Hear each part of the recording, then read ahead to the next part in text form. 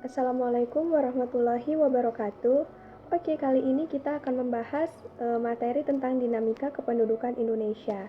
Nah, sebelum masuk lebih lanjut tentang dinamika kependudukan Indonesia, ada baiknya kita harus mengetahui apa itu penduduk.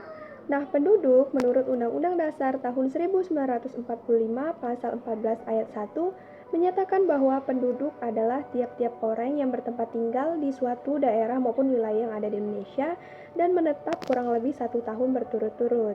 Nah, kemudian dinamika kependudukan. Nah, apa sih dinamika kependudukan? Mungkin sebagian dari kalian udah pada dengar apa itu dinamika kependudukan. Nah, jadi dinamika kependudukan yaitu suatu perubahan di mana bertambah maupun berkurangnya suatu masyarakat maupun penduduk yang ada di suatu wilayah maupun negara tersebut. Nah, dinamika kependudukan ini terjadi karena beberapa faktor, seperti adanya faktor kelahiran atau disebut juga dengan.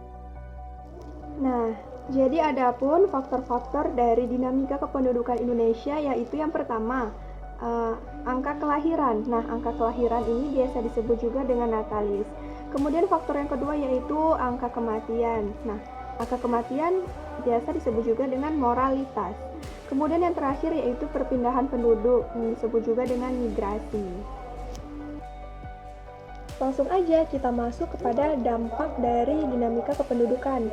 Yang pertama, ada pertumbuhan penduduk yang tinggi, di mana pertumbuhan penduduk adalah suatu hal yang tidak bisa dihindari, karena hal tersebut akan terjadi secara terus-menerus. Nah, jika pertambahan penduduk tidak terkendali hingga mencapai titik di mana keadaan penduduk itu membludak, maka ditandai dengan sebuah peningkatan jumlah penduduk yang sangat pesat tiba-tiba. Apabila ledakan penduduk terjadi, maka tidak seimbangnya ketersediaan sumber daya. Kemudian masuk kepada yang kedua yaitu peningkatan pengangguran. Nah, di mana peningkatan pengangguran yang cepat disebabkan adanya suatu pertumbuhan yang cepat pula. Nah, oleh karena itu, suatu pertumbuhan penduduk yang tidak diimbangi dengan suatu lapangan pekerjaan yang dapat menampung jumlah pencari kerja, maka jumlah pengangguran akan sangat meningkat. Yang ketiga, meningkatnya kemiskinan. Ketidakseimbangan antara kebutuhan dan ketersediaan sumber daya menyebabkan terjadinya kelangkaan pada sumber daya. Kemudian yang keempat, penurunan tingkat kesehatan. Nah, dalam memenuhi kebutuhan pokok saja masih sangat kurang. Nah, sehingga terjadilah ledakan penduduk, akibatnya akan terjadi penurunan pada tingkat kesehatan seperti tidak seimbangnya gizi ataupun gizi buruk. Kemudian yang kelima, menurunnya tingkat pendidikan.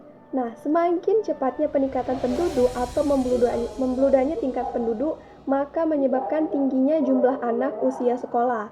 Nah, yang jadi permasalahannya adalah kesempatan untuk mendapatkan pendidikan yang semakin sempit dan tingginya biaya pendidikan yang akan membebani masyarakat itu sendiri.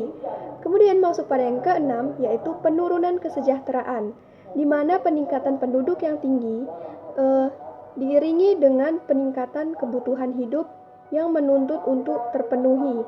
Banyaknya suatu kebutuhan akan mengurangi pendapatan, sampai akhirnya terjadi penurunan kesejahteraan secara umum. Kemudian masuk kepada yang ketujuh, yaitu kebutuhan pangan. Masuk yang ketujuh, yaitu kebutuhan pangan dan tempat tinggal. Ketersediaan pada tempat tinggal terbatas juga menyebabkan banyaknya perumahan liar dan juga kumuh. Selanjutnya kita masuk kepada upaya maupun solusi untuk mengurangi dinamika kependudukan itu sendiri. Nah, yang pertama adanya program KB atau program keluarga berencana. Kemudian adanya program transmigrasi. Dan yang ketiga yaitu membangun fasilitas-fasilitas